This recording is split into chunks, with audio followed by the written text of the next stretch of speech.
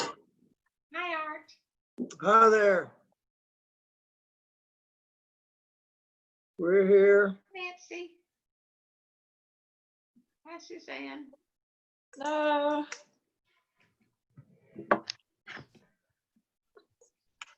How you doing, Helen? I'm fine. How are you all? Very good.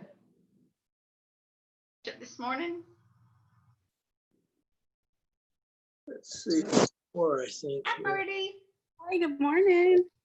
Oh, that's how you get everybody on there. Because I was saying I didn't like it when I couldn't see anybody. I can see people. I had registered. Was the rectors forum after the service today just for rectors?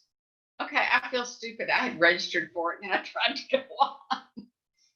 They didn't make that clear. I thought it was for everybody, but I just thought, you know, there's only so much you can do. So Well, I registered and then when I tried to go on a few minutes before the time, it said it was full. everybody disappears. Hi, Gloria. Hi. Morning. Art always likes to have that fancy background, so I'm just going to disappear here. Fade in and out. That's interesting. What is going on with you? I don't get it. Art, that's not the real background. So Art puts it in, and then, you know, if you're not exactly in the right place, you disappear. How do you do that? Now, the trouble is you have to sit closer to me. Sit over here closer to me. You're not even in there now. I know. It doesn't matter, it's because I'm further back. I need to get my computer closer. There. Art has lots of interesting backgrounds, though. Nice pictures he shares. Well, he's an artist. Yeah. Right.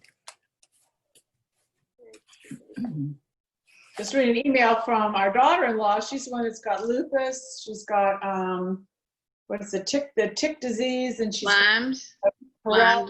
chronic Lyme's and a paralysis disorder related to potassium. And anyway, she went to the emergency room last night, but she is much better today. Just got that email, so I'm very praising the Lord. Wonderful. Good to hear. I don't know why you disappear and I don't.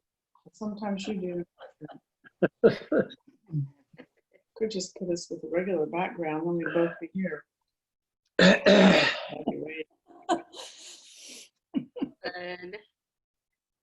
See, I haven't tried out. I think this computer that I'm on it doesn't do the backgrounds because the system's too old.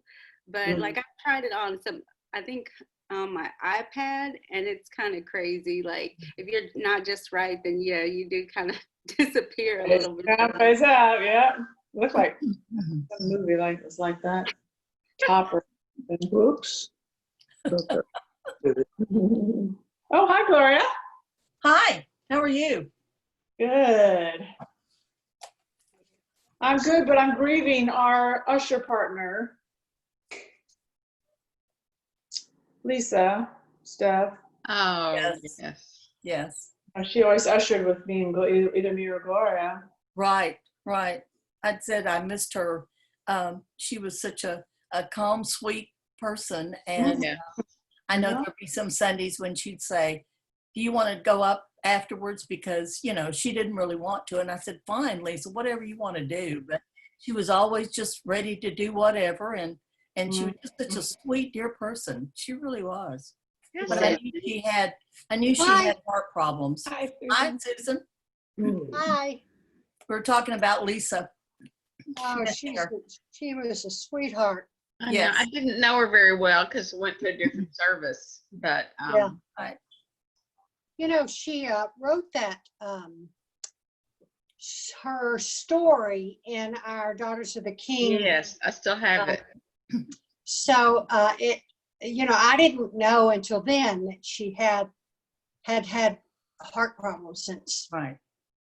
she was born. So she was great. And you know, I think it was about a year ago, she was in and out of the hospital a lot. It may have been just Right. early this spring. But, she just said when you saw her, she was just happy Mm-hmm. to be there. So sad for her son. I hope he has other family. Sarah. With his dad. Yeah. Well, and Lisa has brothers. I know. I don't know how many. And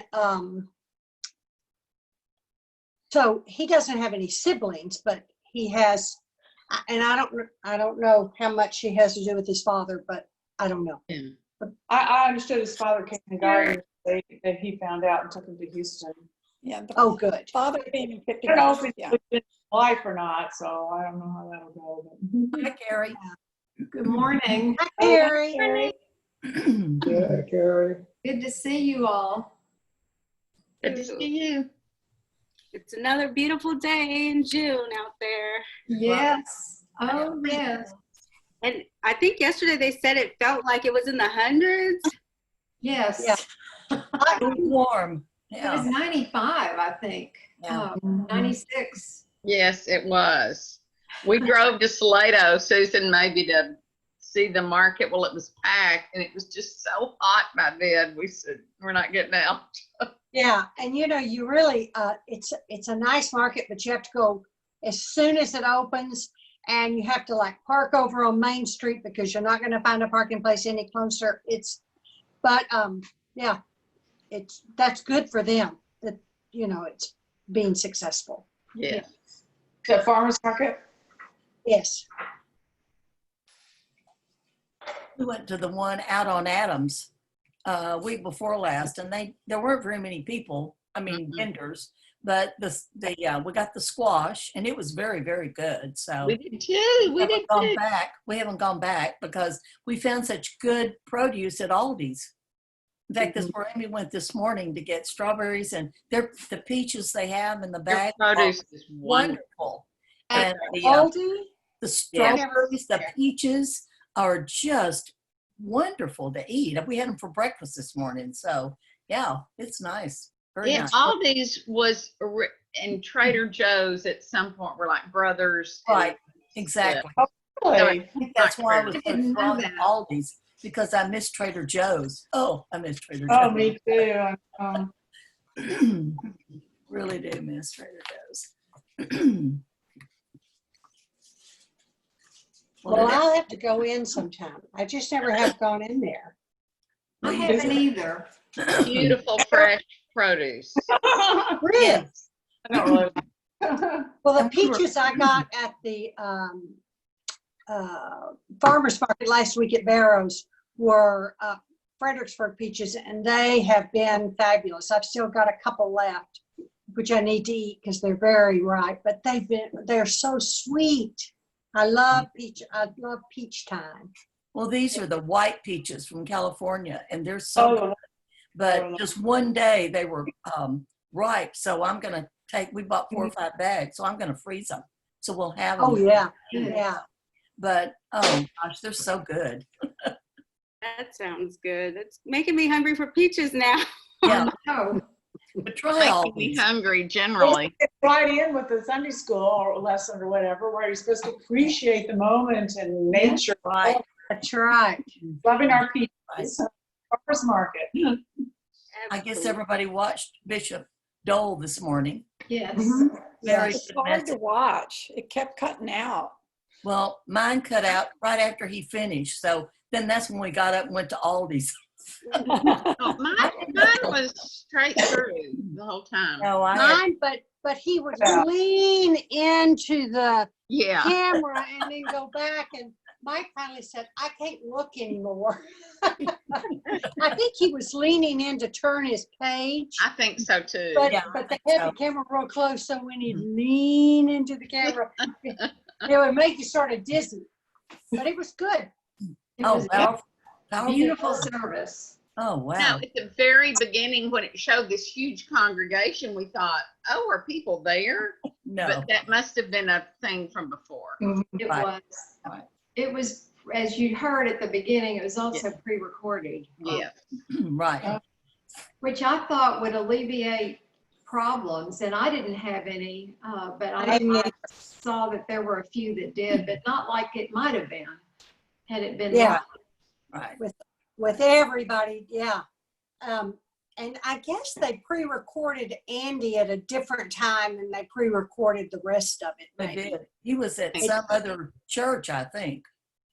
No, That's his Wait, was it? backdrop, I think, that he Oh. uses like with Okay. Zoom or something. I mean, I think, oh, or it may be an actual photograph of a church. That yeah. uses the yeah. background. Well, I you know, don't I know. didn't even I'm just- realize that. And Mike kept saying his backdrop was, so, I don't know where he was. It was so red. And I said, no, Mike, I don't think, well, I didn't even realize.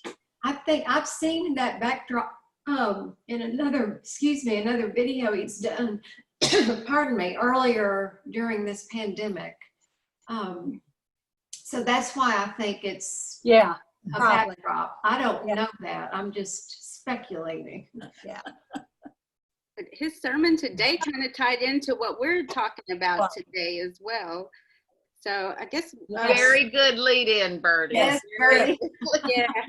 So we can, they disabled the screen sharing. I saw my green button was green, but so we might not have slides today, but I can go ahead and get started. Hang on.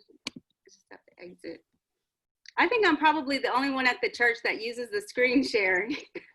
Well, no, Dave used Dave it did. during his class. Yeah. Okay. And Art's used it, Birdie. Oh yeah? Yeah, in our class, in our small group, he's used Yeah. it. Right, Art? I thought he had. Your memory's better than mine. Yeah, I guess it's like they have it disabled as like the default, but I guess you have to request it, I guess, before. I never do. All right, I can start with the opening prayer, and it's just from the prayer book, and it's a prayer for peace that's in the back of the prayer book. Eternal God, in whose perfect kingdom no sword is drawn, but the sword of righteousness, no strength is known, but the strength of love. So mightily spread abroad your spirit, that all peoples may be gathered under the banner of the Prince of Peace, as children of one Father, to whom be dominion and glory, now and forever. Amen. Amen. So today I have for the icebreaker, do you collect anything? So does anybody have anything that they collect? Yes, I collect rabbits, and I've lost the video. Do y'all still see me? Yes. Yes. Well, I don't know what Yeah. I've done, but it just says Zoom on there. Well, anyway, I'll keep, I collect, it just kind of happened, rabbits and angels. Not a real big collection, but somewhat. I used to collect rabbits. I have a whole bunch of them out on the counter right now because dear Sean Baker saw these rabbits, probably at a garage sale, those garage sales, so he bought me a big bag of, it's have them all out on my counter now to appreciate. Most of mine are packed away though. I used to buy one when I went on a trip, just try to find a little rabbit that was representative. That's cute. And I think Reverend Janet said on one of her videos that she collected some special type of rabbits. Yes. Yes. Are they not moles, like chocolate moles, or is that, it was around Easter. Yeah. I wasn't familiar with them. So that was the first time I'd heard of that particular type of rabbit or Easter rabbit. Yes, or me something. too. And I think they were from, if I'm not mistaken, in the East somewhere, or I may be totally wrong about that. Yeah. Let's see. And does anybody else collect anything? Well, No. I collect teacups and teapots. Uh-huh. I don't have a large collection, but I just have a few that I really like. So, and I do have some rabbits. Different kinds of rabbits. Everybody has a Funny. right here. Different kinds I of don't know buttons. that I do. Have you seen the mustache teacups in Belton Museum? Oh, yes. My grandfather had one that I remember very well. In fact, I'm not sure that my mother might not have given it to the museum. Wow. Either that or maybe my sister has it. Who knows what's happened to it? But definitely had one. Wow. Yeah, that's the first time I'd ever heard of them when we moved to Belton and just went to the museum. And I was Oh, like, yeah. that's an interesting little thing. That's an odd thing. Yeah, for sure. Because I just think of a man with a big mustache with this dainty little teacup, you know? Well, my grandfather's mustache was very small. I mean, it wasn't thin or anything. It was a regular mustache, but I guess he drank out of it. I don't remember. Yeah, Yeah. there's some really elaborate mustache teacups, really elaborate, beautiful. I'd say the only thing I really collect are like writing pens. Like if I Oh. see it like pen, I just have to have it, you know? That's a neat thing. Yeah. Yeah. The sad thing is I don't use them very often. And so like I end up having to change the ink out all the What? time because I, Well, working here and go out back when it dries. My daughter-in-law has a lot of pens too. I mean, she loves to give gifts. She gave me a beautiful orange ink pen, and I have black ink, but I have orange ink in it right now. So I love it. You know, my late husband, Jerry, collected fountain pens. We had them from all kinds of different eras and from my family and stuff. And I think my son-in-law was interested in those. Jonathan was not, but Aaron was the only one, and I think he took some. But I think I still have most of them here. But Do and y'all remember the plates that people, my grandmother had a beautiful collection of plates that my father or whoever was traveling would bring her back from different places. And her church had one, and different churches, she had a beautiful assortment of all these different, they were decorative. They weren't to eat on. I guess you could eat on them, but Did she hang them up? yeah, some of them, a lot of them were hung up, and then she had so many that she couldn't hang anymore. She also had a spoon collection, which I think during her era or that time, that my was mother did too. a common thing. I think since the COVID thing, I've been collecting moss. Mom,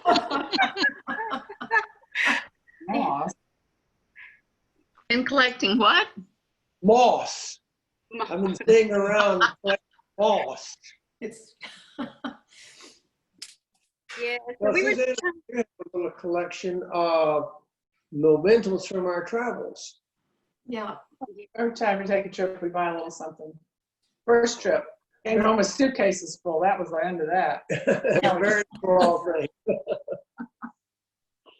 Brenda, we were just talking about things we collect. Is there anything in particular that you collect?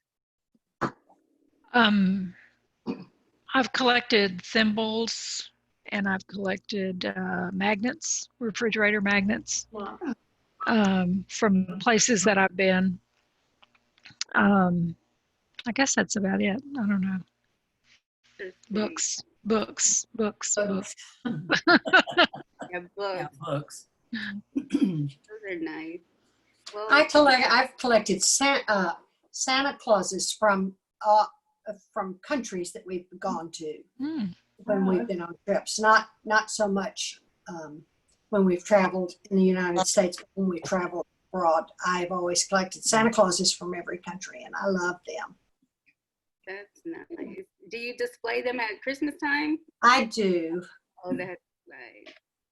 Well, you know, that's a little icebreaker for today. Just interesting to kind of see, you know, how we're alike and kind of, you know, have different experiences, but like interesting experiences that we can all kind of, you know, share it with each other. Today we are going over chapter 3, wearing skin, and chapter 4, walking on the earth. And so, we might be able to get our slides maybe. I see Amy's logging in. Amy's trying to connect you as a host so you Thank can do your you. screen share. Thank you. She's hiding behind that computer. That's why I left to go tell her, Amy, we need help. Thank you. I'm gonna have to remember. Well, I have my in-house expert here. Oh, yeah. So that's awesome. So chapter 3. So this chapter was about the practice of wearing skin or the incarnation. And so if you were able to listen to the sermon this morning by Bishop Doyle, you kind of have an introduction to kind of what we were going to talk about today. So does anybody have any specific insights or connections from the sermon today and like the chapter that we read this week? Well, he talked about Black bodies and how for so long they were not looked upon, or a lot of them were not looked upon with dignity and with respect. And I think that ties in with this. Everyone is worthy of being treated with respect and dignity, as it says in our baptismal covenant, that we should respect the dignity of every human being. Something like that. But One thing that struck me was at the very beginning when she walked in and saw the stained glass window of Jesus or whatever she was looking at. Okay, try now, Birdie. Okay, You yeah. can share. Okay. Yay. there you go. They changed the new one. They changed all the settings. I'm like, oh, make our life miserable. Yeah, thank you. You're welcome. But the one thing that struck me when she was looking at that thing of Jesus and she said, there's no body hair. Yes. And the woman walked in, the nicely coiffed woman, the altar guild person, said, I can't believe you're saying this to me. And then she never went back and said why the woman said it. Yeah, I wondered that too. I'm sure that there's something that I'm missing there. Did anybody else figure out why? I can't believe you're saying this to me. The fact that maybe the woman was so well dressed and coiffed and all of that, I don't know. I just thought that was rather strange. I think it's because the woman doesn't look at Jesus as an actual human being. Oh, it's an actual, yes. Okay. You know, she sees Jesus as divinity and not his humanity. And so Right. she was kind of insulted by, Huh. That's a good point. yeah. Yeah, I think it had to do with the white, you know, how dare you look at Jesus As a man. that way. Yeah, Yeah, yeah, Any other- exactly. in any other way except perfection. Yeah. Well, That is- I guess if we're not comfortable in our own skin, then how can we be comfortable with other people? That was the first thought. But Yeah. Yeah. you He said that- really brought that home. yes, he really did. And but I'm glad you said that because my first thought was she not looking at Jesus as a real person? So thank you, Glenda. That helped me because she wasn't looking at him as a No. human being, as a real person. And that we don't look at a lot of people. I mean, and generally I'm speaking, I'm not saying that everyone, but if we're, like I said, if we're not comfortable in our own skin, how can we be comfortable with other people? That's the thing that I thought of instantly in this whole chapter.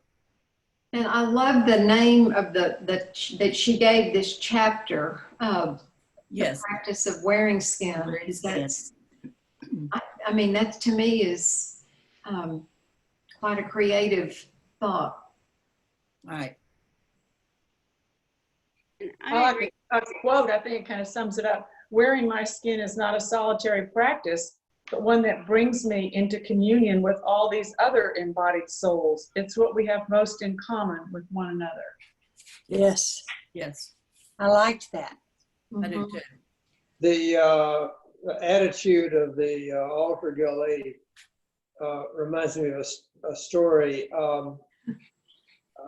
There is a painting of Jesus by Rembrandt. It's now in a museum in Berlin. And Keep playing with it. That's what I do. Okay, bye-bye. so Rembrandt wanted to paint a depiction of the head of Jesus. And so he had a good Jewish friend. And he had his Jewish friend sent for his model. So his painting of Jesus, now this is in the, 1600s, any rate, his painting of Jesus is depicts a very Hebrew-looking face. And this was in Holland, and it caused a scandal. No one wanted to think of Jesus as a Jew. Everybody wants to think that Jesus looks just like everybody that they know. Right. That was Flo that just, I'm sorry to interrupt, but that was Flo that just called me. She's trying to get on and she can't. And Bertie, she said, please tell you she's still going to keep trying to get on. Okay, yeah. The link, yeah, I don't have her phone number, but I've used the link that's on the website, and that's how I was able to connect. So She was doing that too. okay, yeah, I don't know what could be going on because I don't know a lot about the technology side of it. But I'll connect with her after church to see, you know, to make sure she's okay, and we can kind of problem shoot for next time if she can't join us like while we're live today. Okay, sorry about that. You know, Yeah. Susan, That's all I say. what Susan said about everybody thinks Jesus looks just like them, I think it's really interesting if you look at the art around the world, paintings, statues, all the depictions of Jesus around the world. Jesus, the Holy Family does look Native Americans. They look like Native Americans. In Asia, they're Asian. In Africa, they're African. And that just touches me and makes me so aware of how Jesus came for all of us and not just for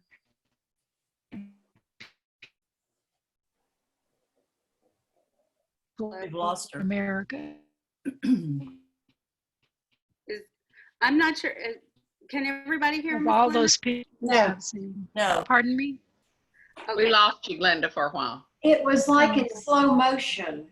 The Okay. words were coming out like Oh, okay. I think it's my internet connection. Sorry. But yeah, the last thing I kind of heard was about how in different areas, like there are different depictions of Jesus that reflect like locally where they are. And so Yeah. that was the last thing I heard. So I didn't know if you wanted to kind of. Well, just that every time I see that, it just touches me and makes me realize how Jesus Jesus is not just for white Americans. You know, Jesus is for everybody. He came for everybody. He lives for everybody. He lives in everybody. And it just touches my heart every time I see that. Absolutely. And so like kind of some of the thoughts that when I was reading over the chapter about the incarnation that kind of stuck out to me, or I kind of put together on a couple of slides. But God does not come to us beyond the flesh, but in the flesh. And that kind of reminded me of like what Bishop Doyle said, or yeah, did I get the name right? Bishop Doyle. Yeah. Okay, I was making sure. Said this morning about like an embodied Christ, not to separate and disembody people and to remove the body from like the existence and our faith. And so that kind of really struck me today. It's like, yeah, we do have to remember that it's not that God and the Trinity, and yeah, it's Trinity Sunday as well, but that we're just dealing with spiritual things, but we also have to remind ourselves that part of our faith is the physical realm. And like in the slide that I put some notes, like the word of God entered into the physical realm of our existence. He took human nature upon himself. And how is this reflected? We can see it observed in the Eucharist. And that was also mentioned in our book about, if you think about it, we use all 5 of our senses within the Eucharist. And so kind of, does somebody want to help kind of point out like how they experience maybe the 5 senses in celebration of the Eucharist? Well, hearing and seeing is kind of obvious, but Seems obvious. Yeah. we definitely have taste with the communion, the body and blood. Touch. When the wafer's given to you, you have touch. Yeah. Right. And when you guide, someday, again, when you guide the chalice to you, touch that too. And when the chalice comes to you, you can smell the wine. Wine. Yes. Right. And in some churches, you also smell, there's incense Yes. Right. in some services. Yeah. Absolutely. And so, And then another part of touch in the future, again, hopefully will be when we pass the peace. That's peace. absolutely. Or just greet each other. Yeah. I never thought about it that way until kind of reading this book. And so I can't wait until we can return together and to kind of think of the Eucharist in a new way. So, and try to think of like the senses and how that's kind of integrated into our Eucharist. And the author also mentioned about how the incarnation is kind of expressed in our worship and how we physically reverence within worship. Some people bow, and I know there's some examples of that we can share. Like some people bow at the name of Christ when we hear that. Genuflect, I haven't seen that in church, but has anybody here?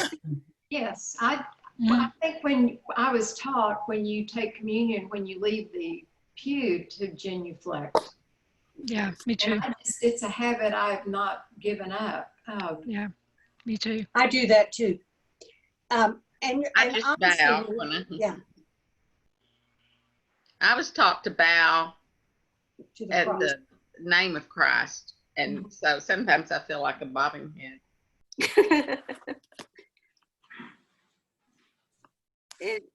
We also have the sign of the cross that at some opportunities people do the sign of the cross, and sometimes people even raise their hands as part of worship experience as well. So those are kind of some things I thought of. Are there any other kind of reflections that you see? No, but this is one of the things I've always loved as a longtime Episcopalian was going to other churches and seeing people, so many people doing things so differently, and we see it within our church. And because I had grown up in this tiny church, and my parents kind of wanted me to see that there were other Episcopalians in the world. They take us to Waco to church occasionally, and I loved it that they're, whether you're standing or sitting or kneeling, it's all okay. It's all fine. It's whatever works for you. I like that. Absolutely. I like that. And that maybe like we have to remind newcomers to the church that there isn't like one right or wrong way to Absolutely. like participate in worship, because I guess when I was younger, I was always scared I was going to do the wrong thing or forget to do something at the right time. But like as I've gotten older and realized it's just different practices for different people, and that people, maybe some people might whisper and like laugh, or I don't know, but I don't have, I don't think about that right now. It's just kind of, just do what you think God is calling you to do, express your worship in that way. So, but did anybody else have any thoughts on that? Well, a big part of that is the kneeling when you do the prayer. That's right. And I can't do that because of my knees, but it humbles me, and I do kind of move up into my pew as an indication of kneeling. But that is one way that you can, show your reverence too, is the kneeling. And a lot of people do kneel. I'm here finally. Yay. Hello. I've been trying. Anyway, back to the kneeling. Could somebody explain to me why some people don't kneel? Why there's evidently, something they learned at council or something. I'm not sure. Well, the prayer book says you can kneel or stand. And I used to always kneel, but my back hurts now. If I kneel for more than about 15 seconds, it's just too painful. So now I stand most of the time. Some churches don't have kneeling except for really small portions of the service. They feel like showing reverence to the Lord by standing is is another way to do it. And it says that in the prayer book, kneel or stand. So I stand because I don't know. Justin wanted people to stand during certain seasons. He thought that would be neat. And so I just started standing and I like it. So Yeah. I think it's I don't do standing. it. Is it not standing during Easter through Pentecost or Trinity Sunday maybe? I don't know. I don't know. Some people can't. Tom can't stand Well, and Dar, hardly and any time. when we would go to Camp Allen and have services like for the ECW or really ECW, I guess is what I'm thinking of, is they always stand and not kneel. So There's no kneelers. at Camp Well, there are no Allen. kneelers in that chapel. And there's no two, kneelers. I grew up in the Baptist church where you always stood for prayer and you always stood to sing. And so that I don't know, that's just kind of worked for me, I guess, just long I agree term. with Gloria that it's so meaningful. I came from the Baptist church, and that was one of the things that I liked about, among many other things, was the reverence of the actual kneeling. I'm just curious, that's all. I'm Well, always curious. I grew up, of course, with the 28 prayer book, and we knelt a lot during that. And I Yeah. still kneel. I like to kneel when the Eucharist is being performed. I'll stand for the prayers, but once we've done the Lord's Prayer, I'm usually down on my knees. And I find it more, I just feel more in touch with what's happening. Yeah, I think it was my growing up where we knelt. I remember getting up from the kneeling after you did communion, you'd be rubbing your knees because you would have been kneeling for at least 30 straight minutes. That was a long time, wasn't it? Yes. And so that's it's my especially practice. long on 72-year-old knees. I think if you're an Episcopalian and long enough, it'll get to a point where you no longer do what the Spirit moves you, but what your arthritis moves you. Amen. And it's all good. That's true. Yeah. That's true. It's all good. Important thing is that we're there and we're worshiping. It was just, I thought maybe there was something new that nobody told me about. No, No. And you see it different in the different services too, because we go to early service and it's different, a lot different. Of course, it's right one, but it's a lot different from the way people do it in the second service. Many more stand at the second service, I think. I think I like that, that we have these rubrics and there's like some, opportunity for you to kind of express, like, have different ways to express yourself, like, and your connection kind of with faith. But this is another, I don't know where I actually got the last quote, but it's either Anglican Compass or livingchurch.org, which I have links to on the website. But they mentioned that we attest to this miracle of the incarnation by proclamation, by sharing it with others, and by participating in Christ's ministry of reconciliation. And that brought me to like this incarnational belief of our embodied life together. And that's, I think, another aspect that the author also put forth for us today, and was also kind of reflected in Bishop Doyle's sermon this morning, that a loving and liberating God animates us to work, or to love, and he calls us to participate in his work. And so this is a quote, the very last quote: "The last thing any of us need is more information about God. We need the practice of the incarnation." So I don't know which website I got that last one from, but do you have any I thoughts? think it was out of the book. Oh, was that? In the book, yeah. Okay, good. I probably I did. remember it from the book. I can't Okay. find- Very similar. It was with Jesus and the washing your feet. He said, I don't want you to believe, I want you to do. Right. Right. Yeah, Yeah. that's probably where I got it from. I just didn't put the page number down. Yeah, we've heard this over and over again, and it was just then that this struck me so strongly. In the consecration, Jesus says, "Do this thinking about me." He says, "Do this in remembrance of me." Yeah, Yes. Yeah. I like that too. It struck home to me too. Absolutely. Not think about Mhm. me to remember me, but do this to remember me. I really liked on page 43, the next to the last paragraph. I don't have pages. It says, why else did Jesus spend his last night on earth teaching his disciples to wash feet and share supper? Yeah. With all the conceptual truths in the universe at his disposal, he did not give them something to think about together when he was gone. Instead, he gave them concrete things to do, specific ways of being together in their bodies that would go on teaching them what they needed to know when he was no longer around to teach them himself. And that just, Yeah. you know, to think about that being his last acts with them is such a lesson for us, you know, how we should be with each other.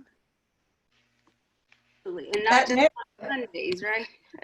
The quote you have on there, Bertie, it's actually in the book on page 45 toward the bottom, but at the very end of that, it's in that last paragraph. At the very end of it, though, sums it up. Not more about God, more God. Absolutely. Yes. More God. You can't take the teacher out of me. I've still got my highlighter. Yeah. And so that kind of brings me to our first discussion question on chapter 3. Chapter 3 gives meaning to the mundane tasks of life, such as doing the dishes and digging in the garden. What is your least favorite mundane task? How might you reinvent it as a spiritual practice?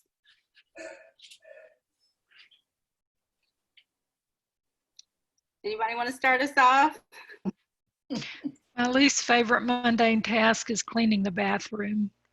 And I don't know how to make that into a spiritual You're If anybody has any ideas, I'm listening.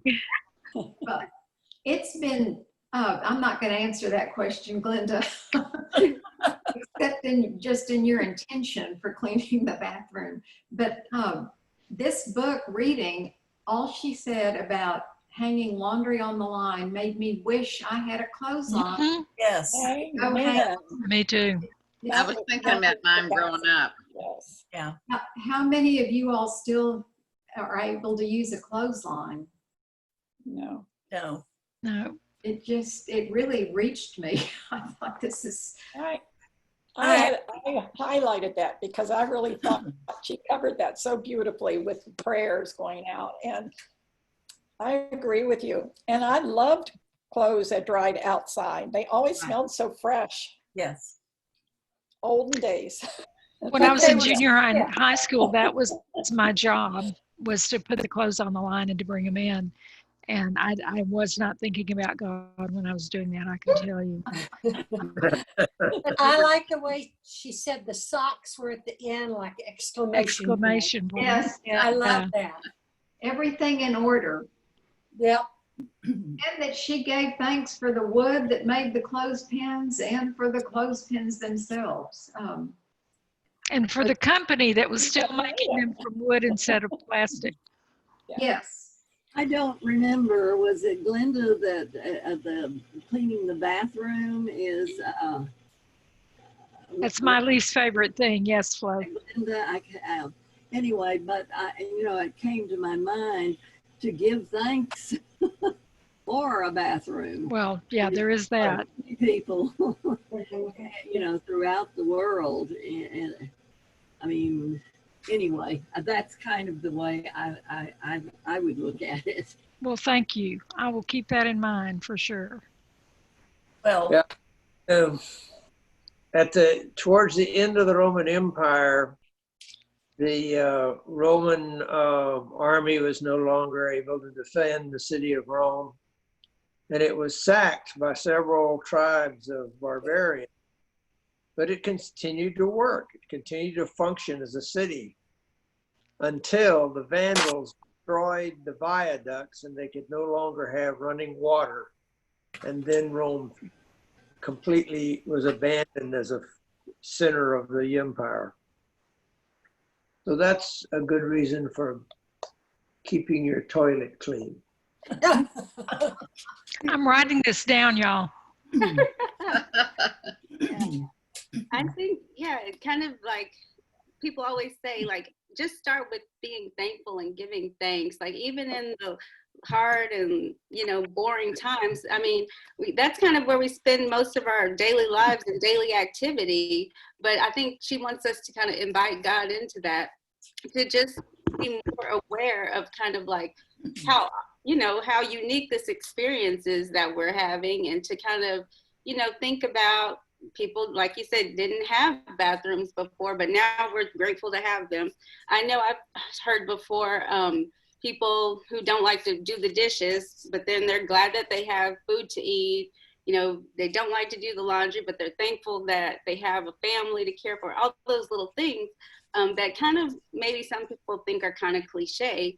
But I think if we're intentional about it, it brings us more awareness about, you know, just how special life is, and that God has called us, you know, to this, you know, to be in ministry and relationship and fellowship with Him and other people. I think that it's kind of, that's an easy, I guess, first step or touch point to, you know, trying to pray without ceasing, you know, things of that sort. So anybody else have any thoughts? I was looking for some music on my computer the other day, and I ran across a song that I had that I had bought by George Strait called I Saw God Today.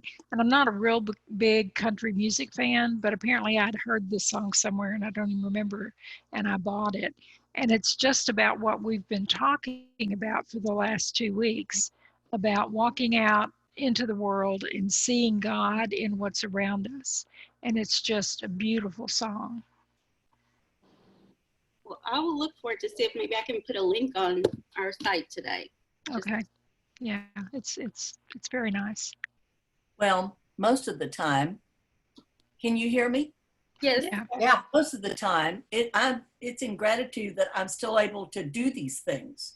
That because I do have arthritis in my hands, and there are days when I don't feel real good. So gratitude that I can actually still do this, that I can still get up in the morning and still do the dishes and clean the bathrooms, even though, Glenda, I don't like to clean the bathrooms, but that I can still do that. Now, I can't clean the floors as well, but I can do other things. So the things I can't do, I'm gratitude that Amy can step in and do them. So, but in gratitude that I can still do things. Yes.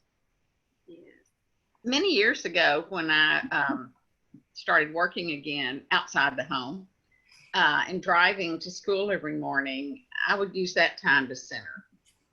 And never ever, and that's kind of a habit with me now, I never ever turn on the radio unless I've been in the car for a really long time, like driving out of town or something, because I use it to try to talk to God and start my day, and while I'm paying attention to driving as well, obviously. That's my Monday task. Can anybody else relate to that? Driving? Yes, I think it's a great way to commute. I remember our great. Sorry, I'm gonna have to go. My daughter's calling in. Okay, we'll miss you. Bye. Thank you. See you next week. Bye. Miss Carrie? Oh, I was just saying I've heard many people that use that time as they're driving to and from work as a way to kind of center yourself and get in touch with God and certainly to ask him to be present with you as you go about your duties and tasks that day. Well, we've had a wonderful discussion on chapter 3, and that I just think it's wonderful that it all kind of connected today. Yes. That's just how God is. Yes. So I feel like we're like on the right track with all of this. So, okay, so we'll go ahead and continue to chapter 4, which is the practice of walking on the earth, groundedness. So anybody have any thoughts of things that they saw within chapter 4 that you want to share? It was such an interesting chapter, and her ending of the walking, with your feet to the ground and contemplating that. I just thought it was great. I like it when they tell me what to do and how to do it. Yes. Right. I like the labyrinth. I've never walked a labyrinth, and it was interesting, her discussion on the labyrinth and her first attempt at it, and she hadn't connected yet, and yet as she proceeded, she started connecting with God, and it was beautiful. I wish I had read this before I did walk a labyrinth. It would have helped me. Now, I was doing some research on labyrinths in the area. It said that, what's the other church? St. Francis has a labyrinth. Yes, They do, Yeah. yeah. they do. I've heard that too. Yes. In fact, Okay. I just I walked know St. that- I just walked St. Francis's Labyrinth not more than about 3 weeks ago. I just went over there one day and walked it, and it's quite a walk. You walk in and then you walk out, and it's quite lengthy, but it really does put you in. And I've walked them before, many of them before, but we had one at a church where I was a member in Austin. But I wish I had one right here in my own yard. They're very calming. You don't get distracted, even though St. Francis is beautiful, that area where the labyrinth is. But it's just something that you're just well aware within yourself and nature. And it's just hard to explain the feeling that you get. So I'm going to go over about once a month and walk the labyrinth at St. Francis because I did that last month and it was very enjoyable. And I just thought this is something I need to do. It's very spiritual and very healing, I think. I loved it. Am I correct that was transferred from the home of Carol Lander? Does anybody, did I just imagine, and anybody here know Carol Lander? I do, and I did, and I vaguely remember that flow. I think that's correct. And I don't know who transferred it, who actually did the work, but anyway, that's. It had been in her backyard. Yes, she had actually built it, created it. She was very creative person in many ways. And so I wanted to mention something that it's on page 65. Maybe it's ahead of whatever the order we're talking about, but it's the one where Jesus walked a lot, and not only during the last week of his life. The 4 Gospels are peppered with accounts of him walking into the countryside, walking by the Sea of Galilee, walking in the temple, and even walking on water. If Jesus had driven a car instead, it's difficult to imagine how that might have changed his impact. Anyway, I often think about, I've not been to the Holy Land, but evidently you can walk from one. How long does it take some of you that have to walk like from one end to the other end? Not many hours, actually. No, it's bigger No, than it that. would take longer.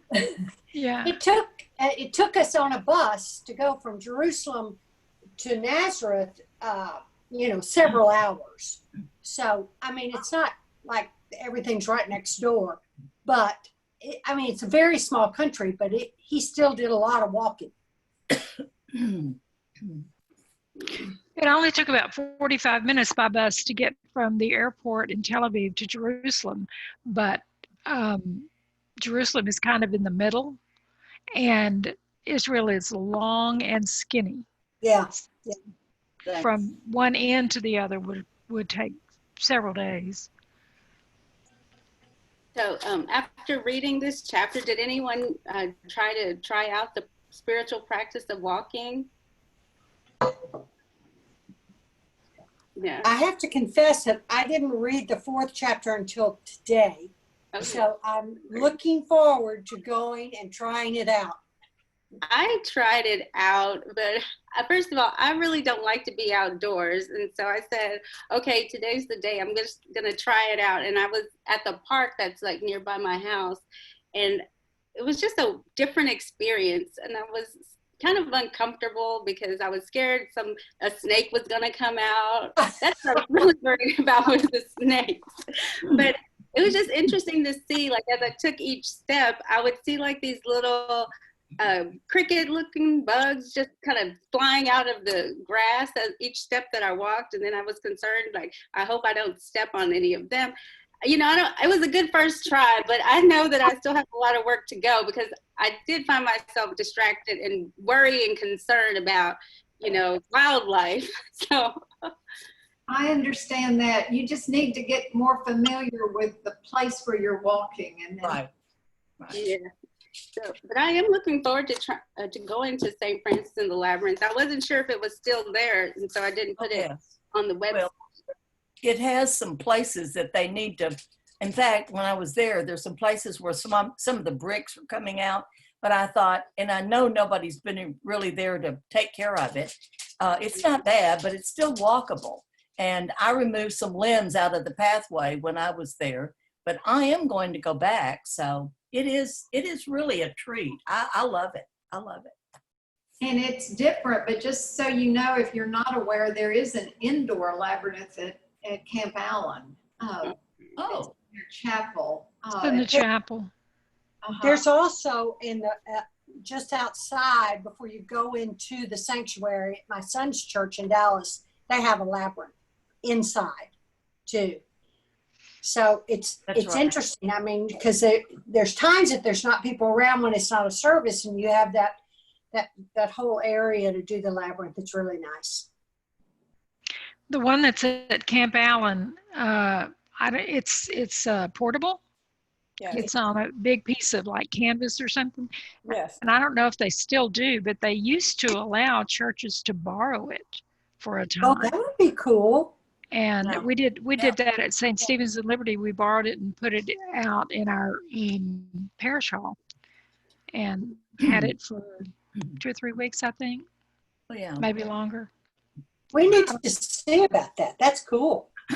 Yeah, Yeah. I don't know if they still do it, but they did back then. It's been several years. I know one interesting place where I found a labyrinth is in DFW Airport, and this is a picture of it. Has anyone seen that? No. No. You say W? DFW, yeah. Wow. And I actually been Maze. there. We're calling it maze. Oh, they call it the maze? No, I would call that a maze. It didn't look like the religious labyrinth thing. It just looks like where you try to get, you know, they cut hedges and stuff like that, where you try to get in and out. Right. I guess maybe it's the same. I don't know. Do they call it a labyrinth, Bertie? I think so. I have a link to the website on our website for the class, but I remember going to DFW and just kind of intrigued, like, what is this? But, you know, it's just, let me see if I can find the, click the website for it to see if they do refer to it as a labyrinth, but I think they do. They have a labyrinth for the Cedar Break Retreat Center in Belton. And that's where I've done the Red Labyrinth. I've done other ones too, but they just never, I don't know, they never do anything for me. It's not a labyrinth. Do you know anyone? Just drive in Cedar Break and walk their labyrinth? Is that allowable? Yeah. I think. Do you all know anyone who has made the pilgrimage from, the name of it in the Pyrenees, all the way to, what is that, the Church of St. James On on the the other side. Compostela. Yeah. I do. The On your Archdeacon of the diocese has done that. I read a book. Does that count? Well, my daughter and I have driven it. We did, and not all of it, but Yeah. you know, it takes several. It depends on however long you want to take, and the Oh, circling. It's based on the labyrinth form. Okay. Yeah. That's what it's called, circling. But But it it's based says on an the labyrinth, interactive labyrinth.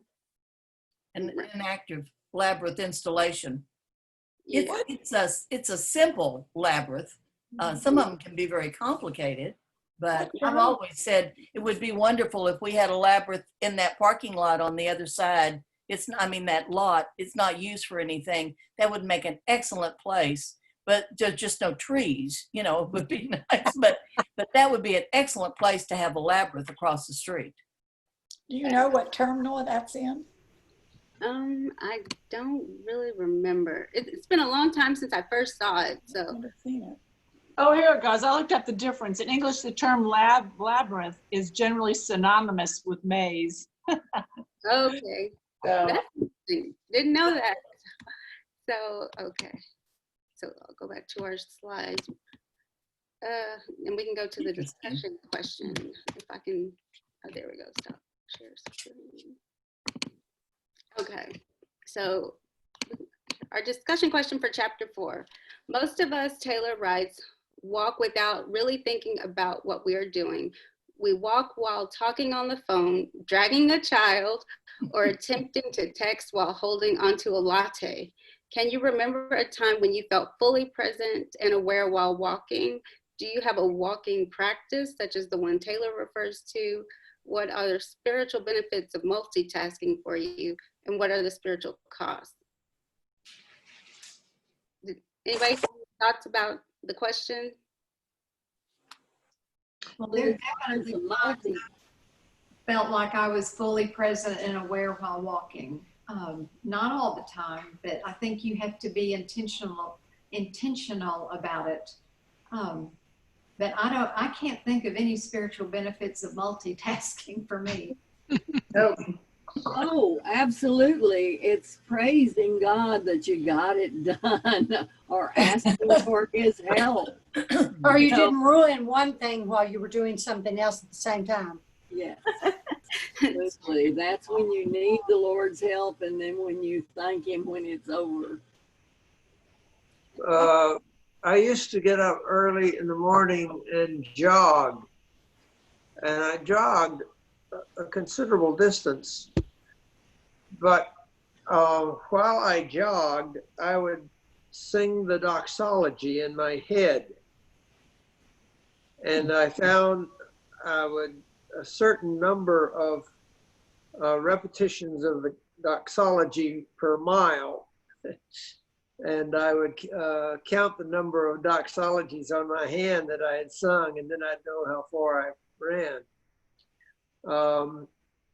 So it was a sort of a spiritual exercise. Yeah, on the treadmill too. Sing the doxology.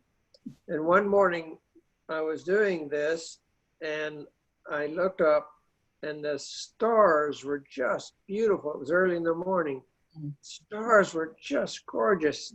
And I stopped in the doxology in my head, and I said, Lord, what a beautiful universe you've created.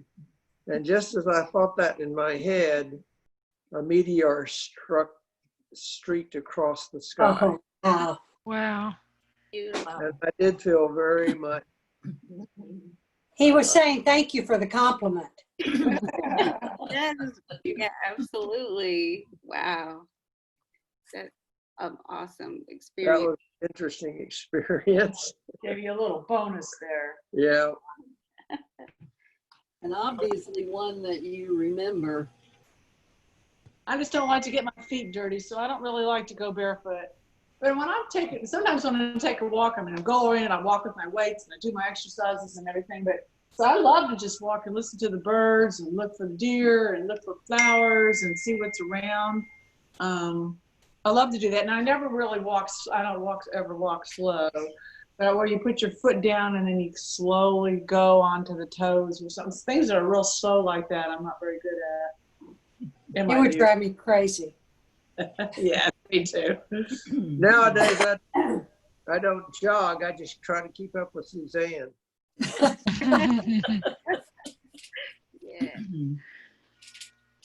Anybody else have any thoughts to share? We're almost done for today. We're getting on to the hour. Let's see. These are some things, I'll keep them in the slideshow, but or the slides that I download to the website, but some other things to think about. Like me, myself, I had to highlight the part about the anxiety. Like, why are you so afraid of what people may think about you?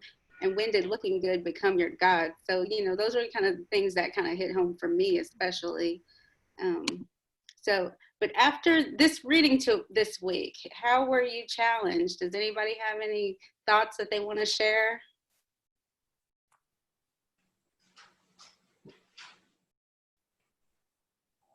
No. Okay. So it's a good idea, not particularly a challenge, but I like the thought. Someone was saying, or something in there about where do you want to be? And the answer is, well, I want to be right where I am because that's where God put me. And I like that because that eliminates the what if game. If you are glad that you are right where you are because God put you there, then you can't be saying, but what if I had done something differently? And then maybe I would have been more of a Christian or something like that. I like that idea of thanking God for where you are, where you're standing right now, because that's where He put you. Does anybody Well said. remember the song about brighten the corner where you are? Nobody remembers that? You didn't Yes. grow up Baptist, obviously. I'm gonna look it up. I'm gonna look that one up. But I do like that. The lyrics for sure. Brighten the corner where you are. Did someone else have something they wanted to share?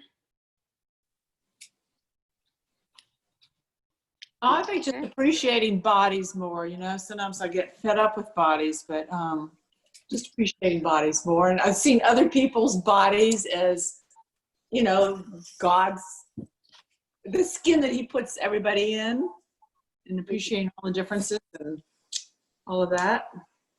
Yeah. Absolutely. What was the book that I can't keep up with some of them, but it was the one that Jesus came to the earth, or came to be God in skin. Anybody remember that? I think I live in an alternate universe. No.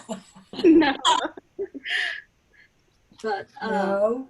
and it was We just read something. child was saying something. It was the story in the book, or whatever, was about a child saying, you know, the mother said, "Oh, you know, Jesus is with you, or God is with you," and the child was saying, "But I want someone with skin." Yeah. Yes. Anybody remember? Remember that? Yes. I remember that, yeah. I remember that. Yes. But no, I can't remember where it was. Where it was. And either, but Was it not in this book earlier on? in this No. book, no, this was what was the last one that was it. I don't know. I can't keep Holy up. Longing? The Holy Longing. Yeah, it was in the Holy Longing. I'm pretty sure.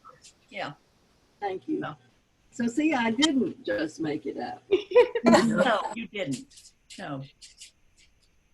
But I think that's what Bishop Doyle was talking about this morning, that we just need to see people in their own skin. We need to embody them and just be there for them. That was a powerful message this morning. It really was. And if nothing else, I think I'll take that into the week with me to think about, and that I should be doing more. Because what in the quote he made from Martin Luther King was something about the silence. I don't know exactly, but that resonates. You know, you can't be silent. You just can't be silent as a Christian. Absolutely. Yeah. I think I kind of can relate to that as well, because I know I have some friends that are kind of wondering, like, what can we do in this period? We don't want to sit silent, but I definitely will share like Bishop Doyle's sermon with them, because it is inspiring, and it kind of can be for some people a paradigm shift to think that when you talk about faith and religion, these aren't abstract ideas, but deal with real human people. So. Right. Wonderful. Well, thank you all for joining us this afternoon. Next week will be chapters 5 and 6, Getting Lost and Encountering Others. So I think it's still kind of timely with, life as we're living it right now, these topics that we're talking about. Yeah. So true. Has anybody read her other book? What is it? I had it right here. The Leaving Church. No, I haven't read it. Well, I heartily recommend it. It's supposedly her best known book, and maybe her first book. And What was her first one? what was her? Somebody said something. I think it was Glenda. What was her first one? Leaving Church. Yeah. Leaving Church was her I've first read that one. Yes, I've read it. Yes, Oh, Living Church. Right. But anyway, it's excellent, and Yeah, I think it it is. gives you more insight into what this book. I mean, about her thinking in writing this book. Anyway, that's. Thank you. I mean, that definitely helps, because I know I've heard a lot of good things about that book. So for next week I've already said that. Okay, anybody have any announcements to share? Birthdays, anniversaries, or prayer requests? I know a birthday coming up. Oh yeah? I do too. Whose birthday?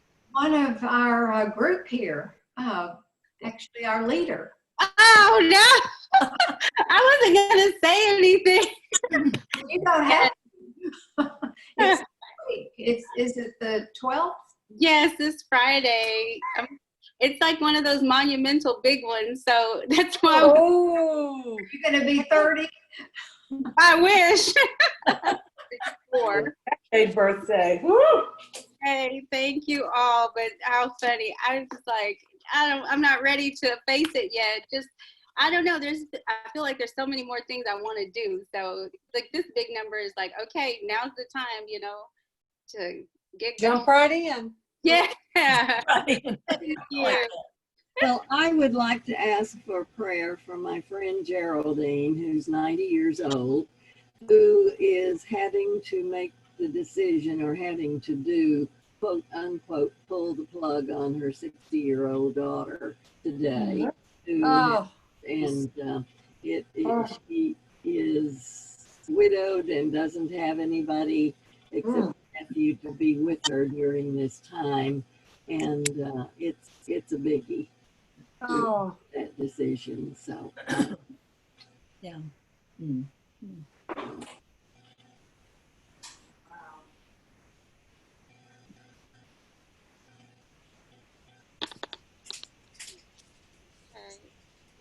Let's see. So I guess we'll do our closing prayer. Is there anybody that wants to lead us in our closing prayer? It's one that I just found out of the book, back of the prayer book. If you can use this, or if you want to have, share another prayer, that's fine as well.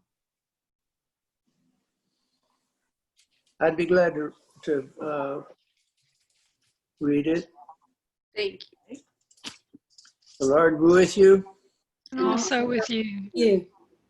Lord Christ, when you came among us, you proclaimed the kingdom of God in villages, towns, and lonely places. Grant that your presence and power may be known throughout this land. Have mercy upon all of us who live and work in rural areas, and grant that all the people of our nation may give thanks to you for food and drink and all other bodily necessities of life. Respect those who labor to produce them, and honor the land and the water from which these good things come. All this we ask in your holy name. Amen. Amen. Well, thank you, everyone. And I hope to see you again next week. I will be here. I can't travel anywhere, so we'll keep Yeah, going. but you'll be a year older. Nancy, Nancy, Nancy, did you tell them about your surgery before I came The on? prayer, I've had prayers sent out already from the diocese and from our DOK. I'm having surgery on Wednesday for a hip replacement. Be praying for you. Gotta pray. Thank you. Yes. I'll be glad to have it behind me. I know. Good. and, did you want us to share that with the church, Ms. The Nancy? church knows. Oh, It's okay. already been out. It's been out. Okay, just checking to make sure. All right, well, enjoy the rest of this beautiful day, and I'll see you all next week. Enjoy. Okay. Thanks, Bertie. Bye-bye. Bye. Bye-bye. Bye.